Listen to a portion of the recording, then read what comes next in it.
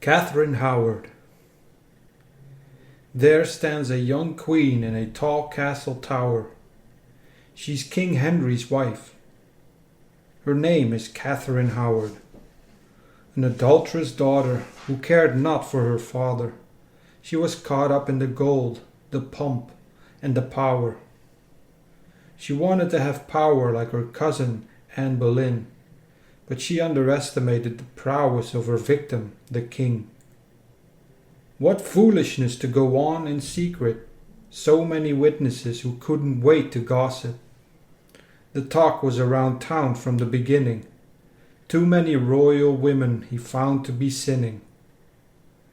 A manipulative man named Dereham caught her attention by day, and a fiery courtier named Culpeper wanted to whisk her away.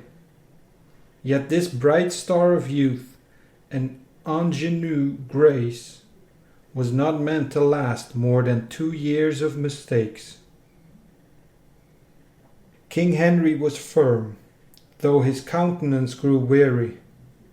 Too many love-turned relationships and too many daughters he had after his affair with Mary.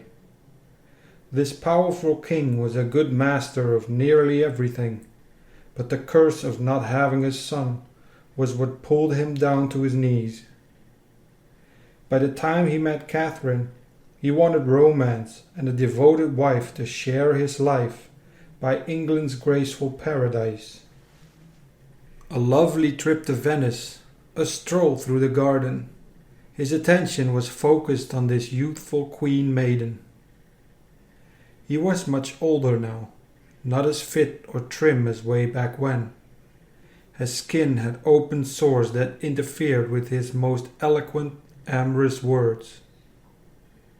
This is not to say that Queen Catherine wasn't a bit too shallow, yet she held her head high when she toured the palace. The lechery did rise well before her time, and she only fell into the temptation of the green labyrinth's design. For there she flew to meet the lover she knew, a handsome courtier who could make her swoon. The leaves did rustle, and then she fixed her bustle, and ran back to have tea without moving an honest muscle. Fair one, did you think that you could deceive a powerful king who brought nations to their knees? The gallows hung up in the tower. She pleaded for mercy, but he merely nodded with a smile during that hour. He hid the pain of a broken heart and lashed out in fury when he broke his sacred vows. Two wrongs don't make it right. Is it pride that makes us want to fight? The lesson learned goes more than one way that we can define. Should you lie and deceive others to gain wealth and power, to have unlimited gain, or to walk in fame for an hour? Were there more players in this silly game at the castle's tower? Or are none to blame for human weakness when it comes to temptation beyond our power? Was Catherine more a pawn than a queen? Did the court make a fool of both Catherine and Henry? Yes, Henry had a history of strong infidelity. He wasn't very fair regarding the birthright message he was sending. Yet in the flaws of rulers and delegated powers, therein lies the appointing of responsibility from a greater power. The destruction from within can make the gate from without become weak. Many nations of people have destroyed their own countries through political gossip on the street. Why worry about the other when we can tear down our own big brother? If there is argument for any, let them pick their battles more wisely. Some kingdoms learn this lesson early. Destroy a nation within, and it will collapse by its own folly. A word to the wise. Ask the universe to promote what's right. Seek help from beyond the planet. Just relax and let all the wise ones handle it.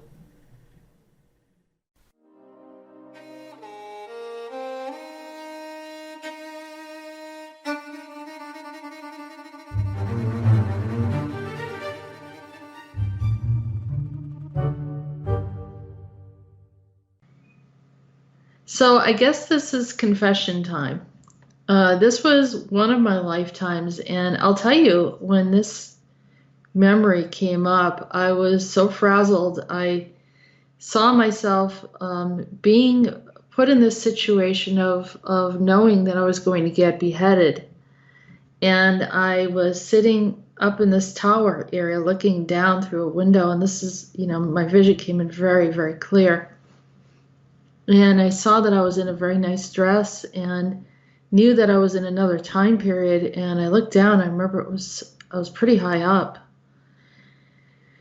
And I turned to my right as someone was walking down a hallway, and it was Henry VIII. And I'll tell you, I was a little floored. I couldn't believe that who I was or what I was doing and what the situation was. Prior to that, I had a private session with someone who was very advanced in the Akashic record readings, actually someone that was a teacher in this area. And she told me I was the wife of a man that had many other wives, and it didn't go well for me. And that's just the way she said it. And I was like, wow, I wonder, I was thinking like some kind of tribal situation or whatever. She didn't really go into the details of it. But when this memory came up, then I reflected back to what she had told me. And I was looking and trying to understand exactly what had happened. So, of course, I started doing research, but I literally had to go and work with some people to try to feel like I needed some healing in that area. When you get beheaded, it's not a good thing for your soul. So, I just did the necessary work. And, of course, there's reasons for everything, and we all have made mistakes. But I don't feel obligated to share, any mistakes that I've made, because we've all made mistakes. And throughout our lifetimes on the earth, these are points of where we're growing and learning, and we have leeway to deal with the universe regarding the lessons that we've learned in our experiences. However, since this was a lifetime that affected many, many people, I thought it makes sense for me to make a formal apology for, being haphazard in that lifetime, and kind of not having a lot of discretion, of course, and taking advantage of the idea that I wanting to have power and money, and kind of the snares in all of that, but also carrying in these other relationships that sort of, well, one in particular, I think the Durham relationship was carried in. And, he, showed up there, as well as Culpeper was already a friend of Henry VIII's. And so just seeing that whole situation was kind of, it's like one of those novels that you read about, or these stories of scandals. And so part of the story the Poe brought up, and of course he channeled this story to me, and I was, trying to understand it more so. And as he was describing it, it's like the people, the public, focus on the celebrity of the rulers, their lifestyle, to see if they can find anything to gossip about. And of course, there's people that were working in the palace and kind of talking about different things. And then it goes out into the public, and you have a whole bunch of information, and it kind of tears down the integrity of the people, because everyone is, in power situations, people are making wrong decisions, and we see that throughout, politics, whether it's like, in the U.S., situation with Bill Clinton, and, many others that we see, powerful people are doing things more openly than they should, and it creates a distraction. Instead of looking at the policies or some of the other things that are actually going on at the time. And you can see at that time, in the time of Henry VIII, goes because of all these different things, as many women that lost their lives that married him. And obviously, I really feel like there was some kind of bewitching or something that made him become so harsh. And I know that he wanted a male heir, but didn't wait long enough. I mean, you can have a female child and then afterwards have a male child. I mean, anything like that is possible. But he, seemed to be very extreme, and I think that was some kind of, whether it was mind control programming. Stuttered over that word. All right, so it's because of mind control or programming. And yes, they did have programming back then. I mean, as long as we have existed, there have been entities that are being used to manipulate people and different things, especially those in power, to be puppeted. So everyone, as I said, they end up playing a role in this bigger story, but then it leads up to after the many wives that had died, and then of course Henry passes on his dynasty to Elizabeth, and Elizabeth then works with a alchemist or John Dee, and they open up portals which create all sorts of problems for the world. And so we see that these one thing leads to another.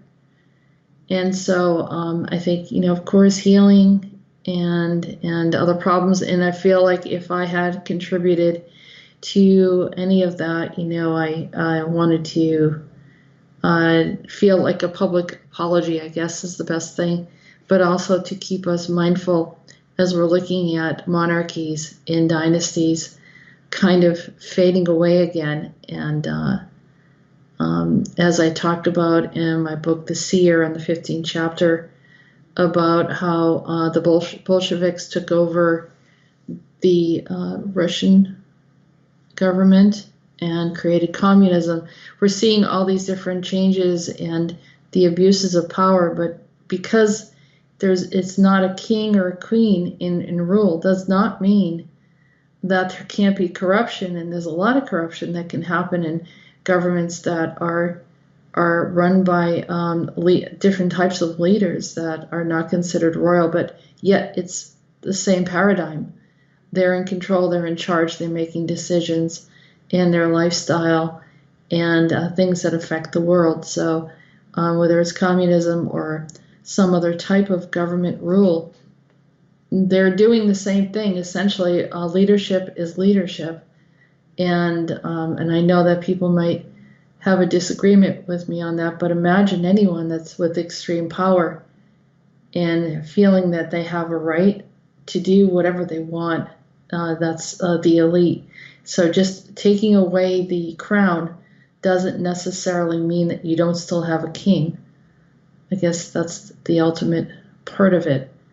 And so as someone that was handed the control or leadership at one time, I didn't value it or see it as a sacred thing or a higher level of responsibility, but I took it more as a liberty and a feeling of being elite.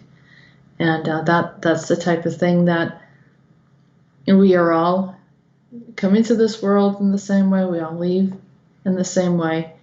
And so there's not one over the other. And I'll just leave it at that. Thank you for listening.